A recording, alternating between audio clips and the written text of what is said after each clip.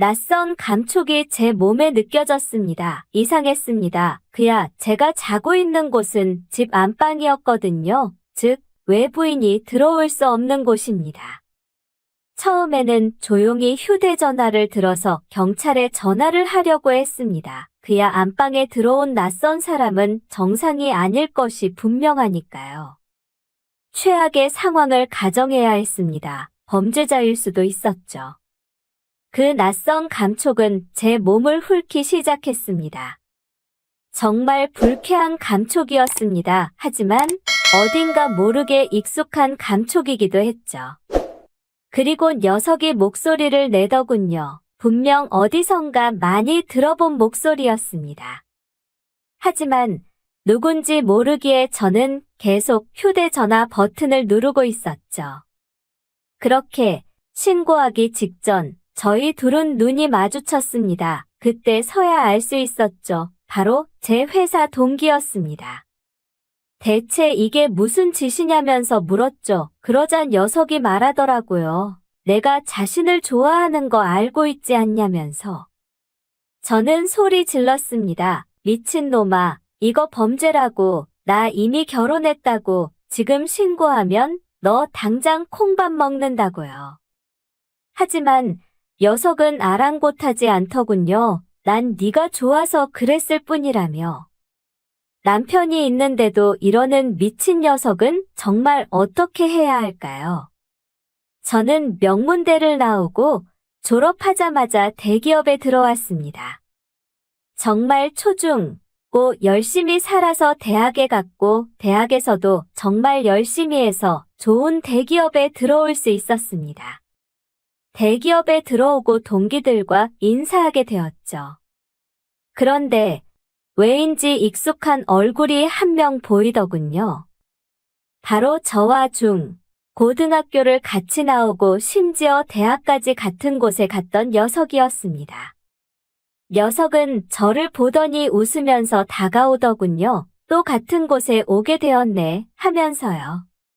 저는 차갑게 그러네 라고 말했습니다. 남이 보기에는 너무하다고 생각할 수도 있지만 어쩔 수 없었습니다. 이 녀석은 중학교 때부터 저를 좋아해오고 있었거든요. 처음에는 그저 단순히 찔러보는 거겠지 싶어 거절했지만 녀석의 마음은 계속 가더군요. 대학생이 되어서까지 제가 좋다고 하였습니다. 심지어 남자친구가 있을 때도 말이죠. 정말 일편단심인 녀석이었습니다. 주변에서도 그 정도로 진심이면 한번 만나봐라고 하더군요. 외모도 괜찮고 성격도 괜찮고 여자 문제 없고 나라면 한번 만나보겠다 이러더군요. 하지만 저는 그와 사귈 수가 없었습니다. 아니 사귀기 싫었습니다. 왜냐하면 그 녀석의 집은 너무 가난하기 때문이었죠. 물론 집이 가난한 게 잘못은 아닙니다. 문제는 바로 저였죠. 저는 정말 찢어지게 가난한 집에서 살았습니다. 그래서 가난한 삶이 얼마나 지옥 같은지도 알 수 있죠. 돈이 없어서 매번 반지하를 살면서 피자 한 쪽을 먹으면서도 동생과 싸워야 하는 그런 지긋지긋한 가난. 저는 그런 가난의 지긋지긋한 면을 알고 있기 때문에 반드시 배우자는 여유가 있는 사람과 만나고 싶었습니다. 물론 그게 잘못된 것이긴 하죠. 하지만 저는 가난과 가난이 합쳐지면 오히려 지옥이라는 것을 알고 있었습니다.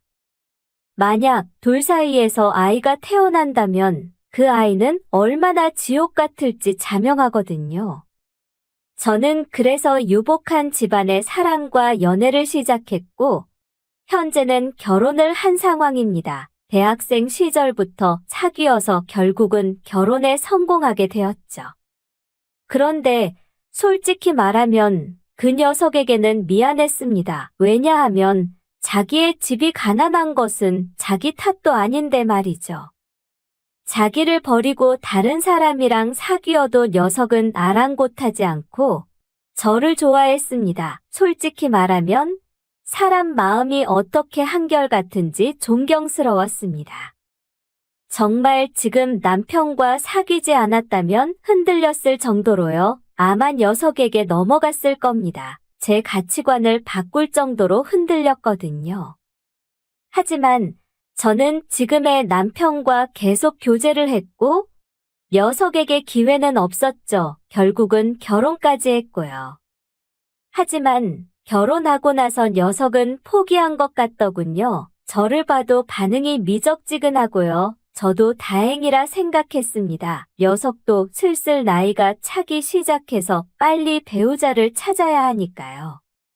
외적으로도 괜찮고 성격도 좋고 재미있고 직장까지 좋은 대기업이니 아마 선자리가 엄청 많이 들어올 겁니다.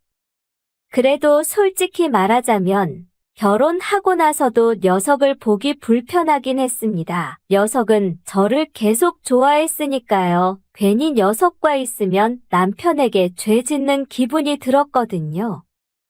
회사 내에서도 최대한 피해 다녔는데 집에서는 어쩔 수 없이 만나야 하는 경우가 많았습니다. 제 남편은 술에 취하면 녀석을 항상 집으로 데리고 오더라고요. 그야 대학교 시절에 제 남편과 녀석은 절친이었으니까요. 술도 같이 엄청 많이 먹었죠. 제가 싫다고 말하자 남편이 묻더군요. 왜 안 되냐면서.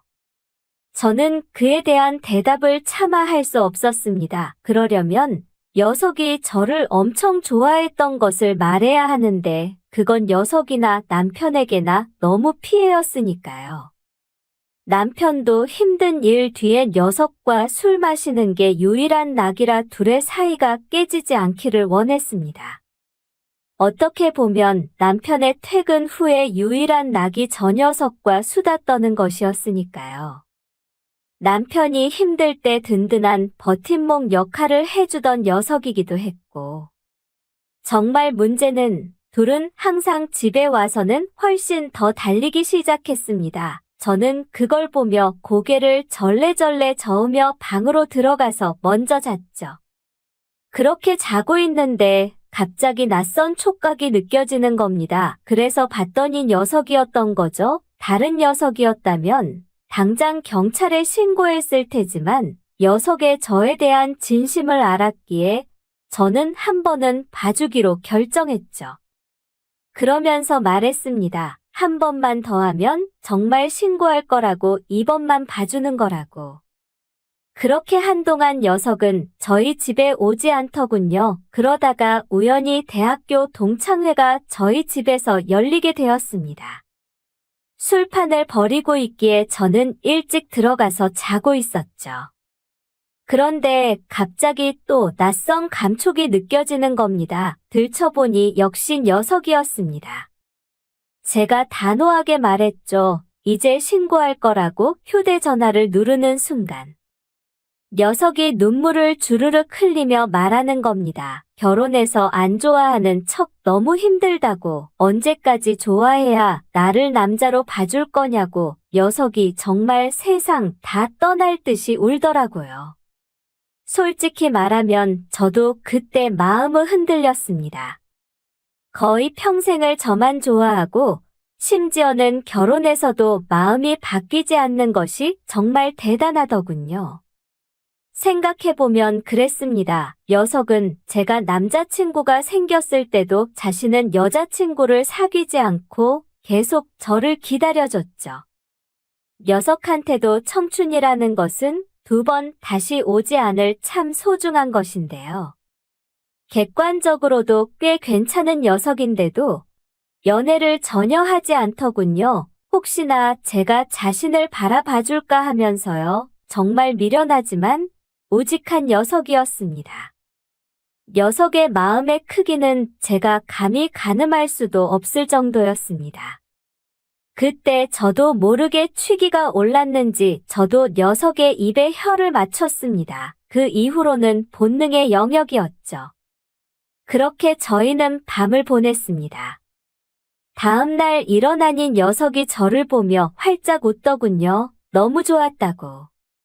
저는 단호하게 말했죠. 실수였다고, 다시는 이러지 말자고, 아니 보지도 말자고. 그러자 녀석이 말하는 겁니다. 제발 만나달라고. 제가 말했죠. 나는 너랑 만약에 만나더라도 남편이 무조건 우선이다. 나는 지금 남편을 훨씬 더 좋아하고 너랑 있다가도 남편이 부르면 바로 갈 거라고. 그러자 녀석이 그거라도 좋다고 하더군요. 제발 그렇게라도 옆에 있고 싶다고, 평생 남편이 우선이라도 상관없다고, 자기는 두 번째라도 그렇게라도 남아있고 싶다고. 너무나도 애절한 표정으로 말하는데 차마 거절할 수가 없었습니다. 녀석이 중학교 때 저를 보며 좋아한다며 고백하던 모습, 대학생이 되어서도 제가 좋다며 해맑게 웃던 녀석의 모습이 뇌리 속을 스쳐 지나가더군요. 파노라마처럼요. 저는 제가 나름 이성적이고 냉정한 사람이라고 생각했습니다. 실제로 행동도 그랬었고요. 하지만 녀석 앞에서는 왜인지 그러기가 힘듭니다. 저도 모르게 감성적으로 변하게 되더군요. 차마 신고할 수가 없었습니다. 정말 녀석이 얼마나 간절한지, 저에 대한 마음의 크기가 어느 정도인지 정말 짐작조차 되지 않습니다. 그리고 무엇보다 저도 그런 녀석의 진심에 조금 흔들리는 것도 사실이고요. 저는 어떻게 하는 것이 좋을까요? 솔직히 마음 같아서는 남편과 만나면서 이 녀석도 만나고 싶습니다. 하지만 그러기에는 지금 남편에게 너무 미안하죠. 하지만 녀석을 놓치기에도 너무 아깝습니다. 어떻게 하는 것이 좋을까요? 제발 조언 부탁드립니다. 이성적으로는 밀어내는 것이 맞지만 감정적으로는 녀석에게 조금 끌리는 게 사실입니다. 오늘도 어딘가에서 벌어지고 있는 은밀한 사연을 가져왔습니다. 사연자는 고등학교 동창 친구의 아내와 큰 실수를 그만하게 되었는데요. 사연자는 지금 상황이 너무 혼란스럽고 힘들어 저희에게 사연을 보냈습니다. 지금부터 사연자의 이야기를 들려드리겠습니다. 안녕하세요. 제가 이 이야기를 하게 된 건 사실 한편으론 너무 부끄러운 일이기도 합니다. 아마 대부분의 사람들이 상상조차 하고 싶지 않을 내용일 거예요. 저 역시 시간이 조금 지나니 내가 정말 그런 일을 저질렀나 싶을 만큼 괴롭고 후회스럽습니다. 그래도 어디엔가 털어놓지 않으면 답답해서 견딜 수 없을 것 같아 이렇게 사연 형태로 정리해보려 합니다. 저는 올해 40대 초반에 접어든 결혼 9년 차 남성입니다. 아내와 저는 큰 갈등 없이 살고 있었고 슬아의 아이 한 명도 있습니다. 결혼 생활이 완전히 평탄하다고는 못해도 그렇다고 심각하게 흔들릴 만큼의 문제도 없었죠.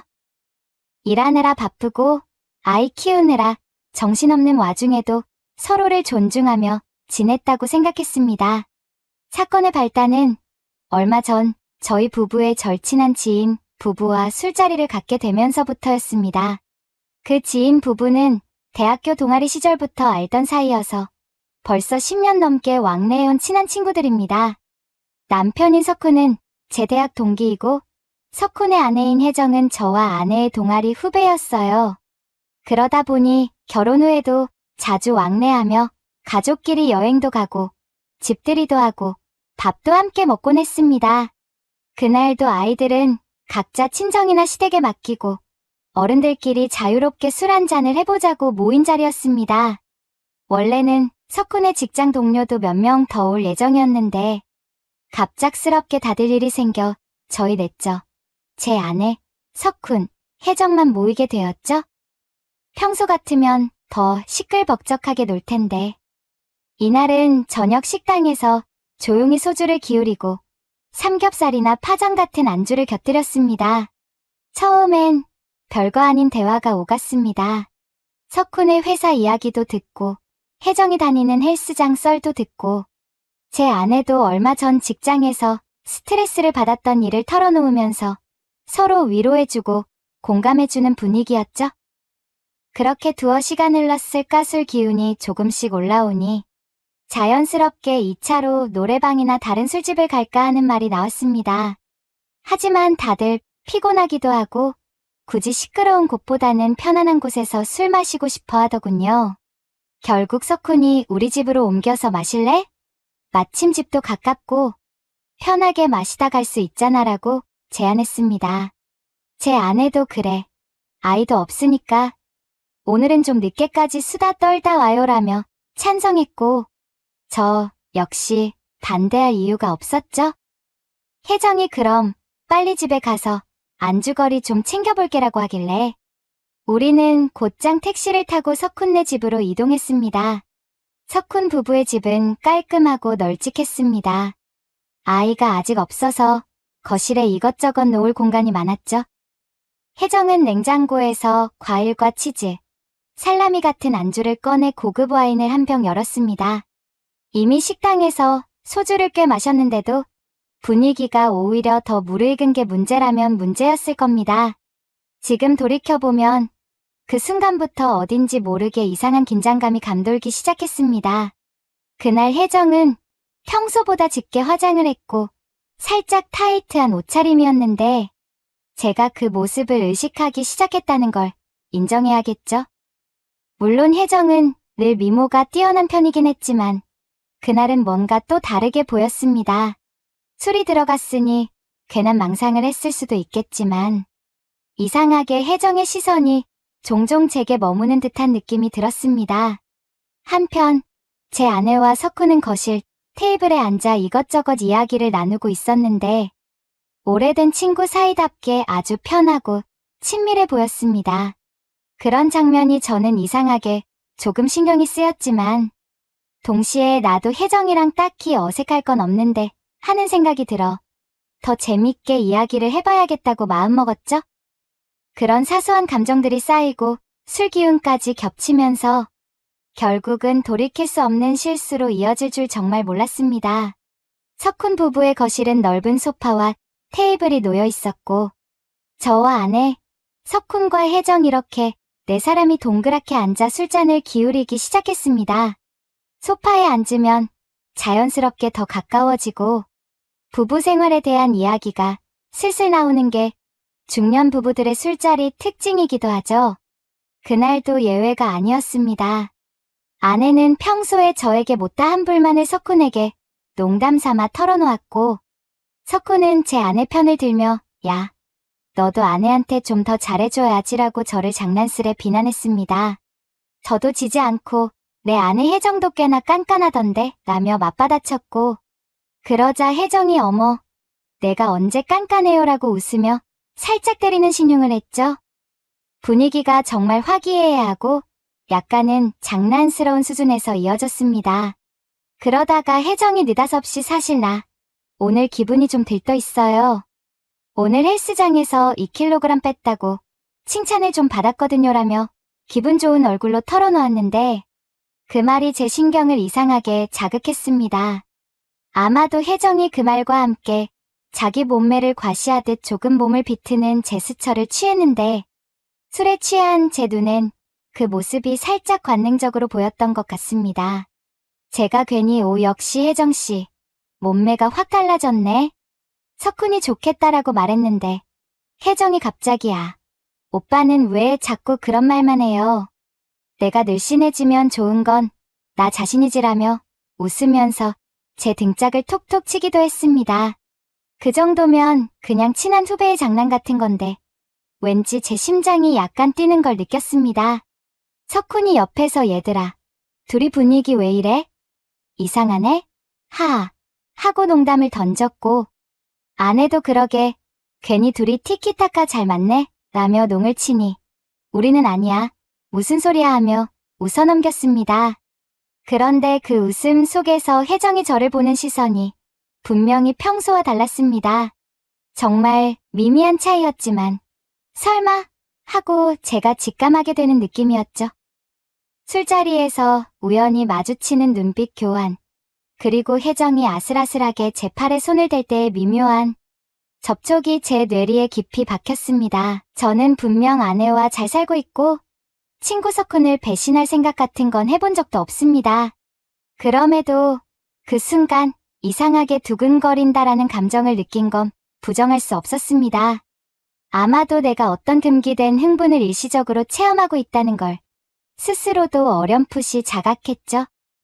그러면서도 제 정신의 한쪽에서는 이건 아니야. 너 친구 아내랑 무슨 헛바람이야 하고 강력히 경고를 보냈습니다. 하지만 술이 더 돌고 밤이 깊어지면서 경계심이 조금씩 무뎌졌습니다.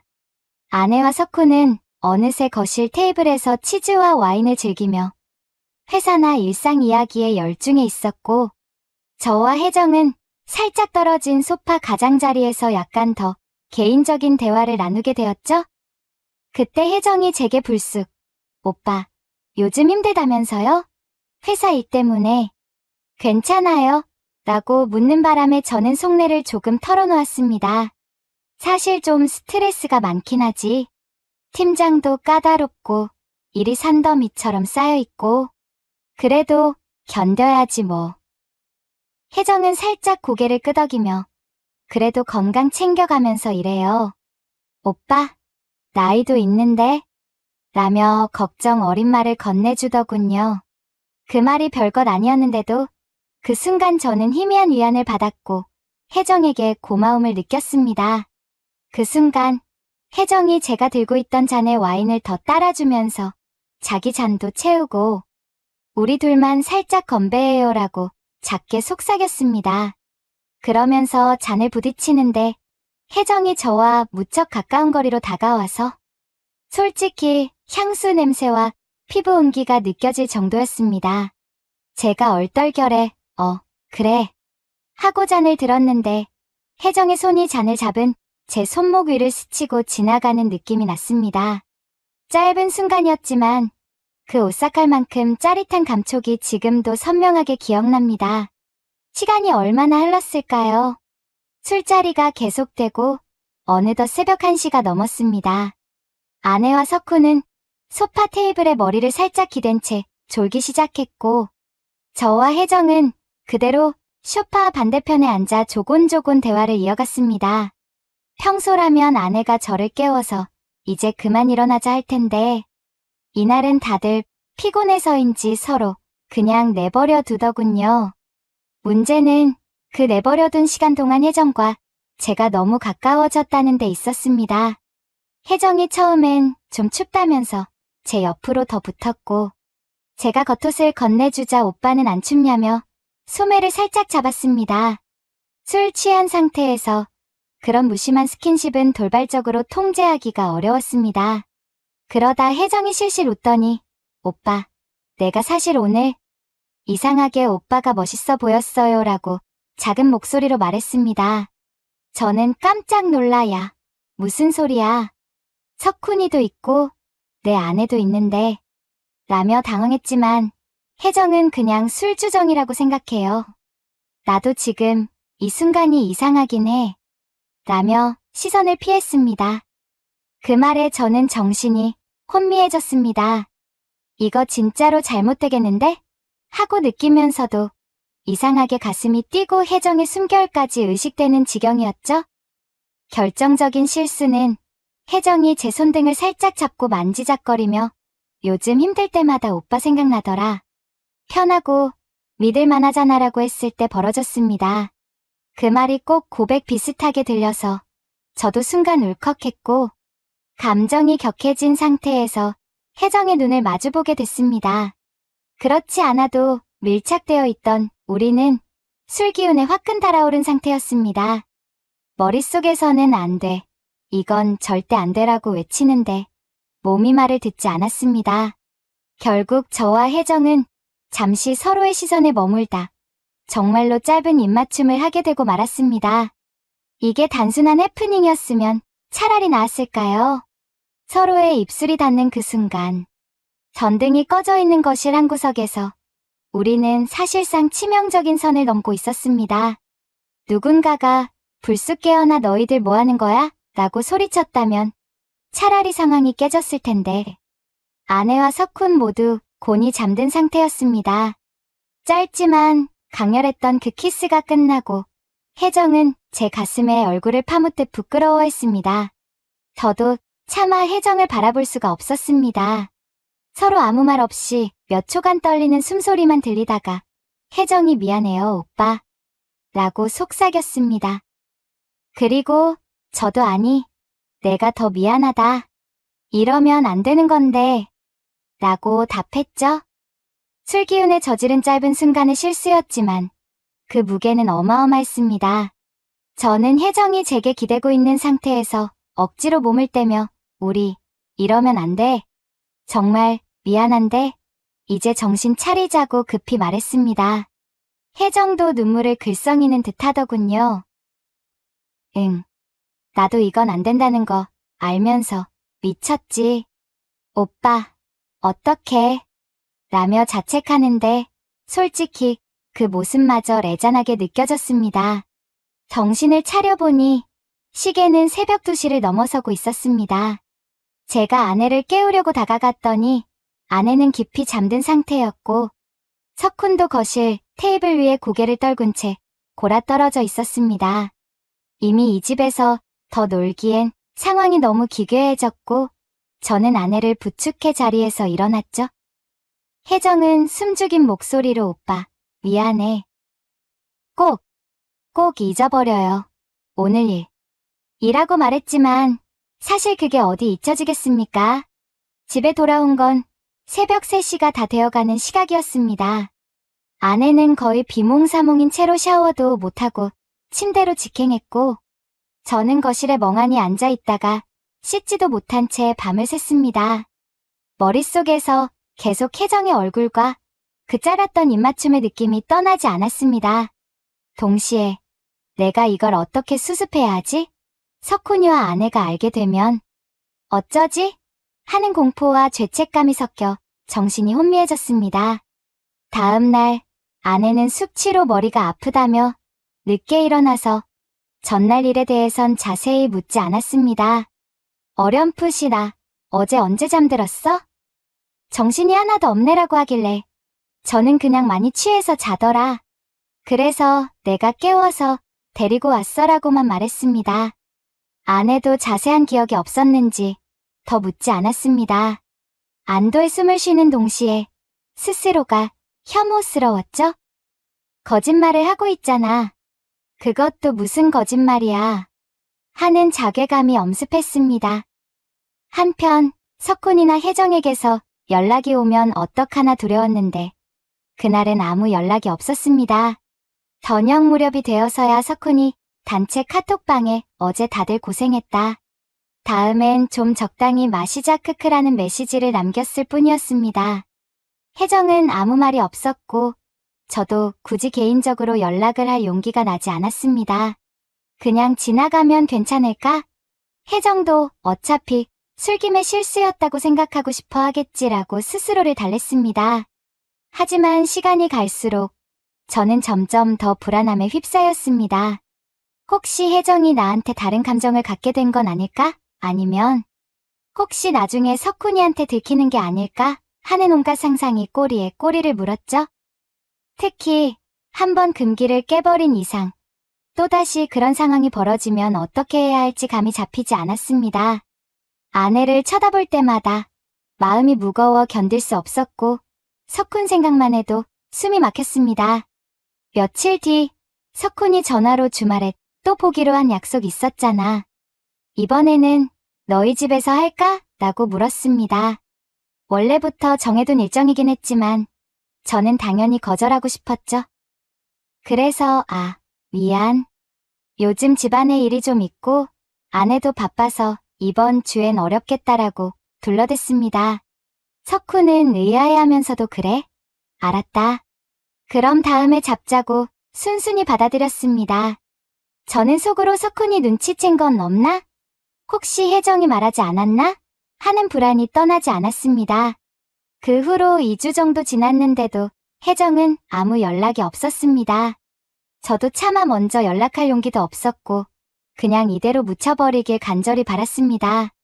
어차피 기억에서 지워야 할 일이라면 서로 마주치지 않는 게 최선이겠지라는 생각이었죠.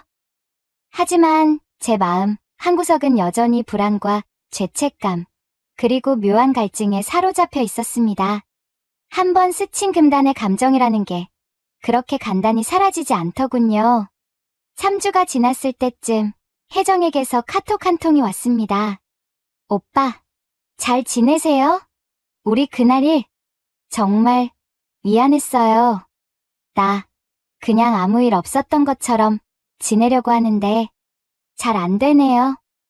짧은 메시지였지만 제 심장을 후벼 팠습니다. 이제야 혜정도 그 일을 잊지 못하고 있고 아마 저처럼 힘들어하고 있다는 걸 알았습니다. 저는 한참 고민 끝에 혜정아, 나도 너무 미안해. 실수였고 다시는 그러면 안 된다는 걸 알아. 혹시 힘들면 통화라도 할까? 라는 답장을 보냈습니다. 곧바로 전화가 걸려왔고 혜정은 울먹이는 목소리로 오빠, 나 어떡해요? 석훈이는 전혀 몰라요. 근데 난 자꾸 그날 생각이 나서 사실 무서워요. 내가 또 이상한 감정 생길까봐라고 털어놓았습니다. 그 말을 듣는데 저도 소름이 끼쳤습니다. 솔직히 말하면 저도 이상한 감정이 들지 않는다고 장담하기 어려웠거든요. 하지만 우리가 가야 할 길은 명백히 정해져 있었습니다. 혜정아, 우리 다 잊어야 돼. 절대로 그런 감정 품으면 안 돼. 석훈이, 그리고 내 아내까지 다 배신하는 거잖아. 그날 일은 정말 술김에 난 사고였어. 그러니까 우리 그냥 다시는 언급하지 말자. 저는 단호한 목소리로 말했고 혜정은 응, 알겠어. 나도 어차피 용납이 안 돼. 다만 시간이 조금 필요하겠지.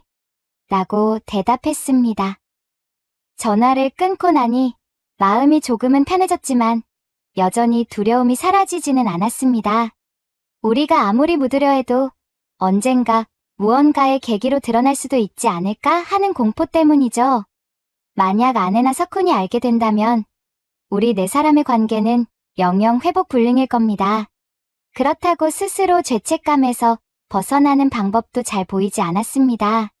지금도 저는 아내를 볼 때마다 마음 한편에서 이 여자는 아직 모른다는 안도감과 언젠가 알게 되면 어떡하나라는 불안을 동시에 느낍니다. 여러분이라면 저 같은 상황에서 어떻게 하시겠습니까? 친구의 아내가 나를 유혹했고 술 기운에 잠깐이지만 금기를 깨고 말았다. 이 사실을 고백해야 할까요? 아니면 영원히 묻어둬야 할까요? 저는 솔직히 아내나 석훈에게 말할 용기가 전혀 없습니다. 그렇다고 제가 아무렇지 않은 척 평범한 일상을 보낼 수 있을지도 모르겠어요. 이제 와서 이 일을 어떻게 수습해야 할지 아직도 정답을 모르겠습니다. 그저 하나 확실한 건 이런 실수는 결코 두 번 있어선 안 된다는 사실입니다. 우리는 부부로서 지켜야 할 선이 있고 친구로서 지켜야 할 의리도 있습니다. 한순간의 욕망이나 취기의 모든 걸 무너뜨릴 수는 없겠죠? 하지만 이미 한번 깨져버린 선을 다시 복구하는 데에는 시간이 걸릴 것 같고 그 사이 제 마음엔 죄책감과 불안이 계속 머무를 것 같습니다. 오늘 이야기를 들어주셔서 감사합니다. 이 사연처럼 우리 일상 속에서 결코 일어나선 안 될 일들이 술기운과 잠깐의 방심으로 인해 벌어지기도 하죠. 금기가 깨진 뒤 찾아오는 죄책감과 두려움은 결코 가볍지 않습니다. 여러분은 이런 상황에서 어떻게 대처하실지 궁금합니다.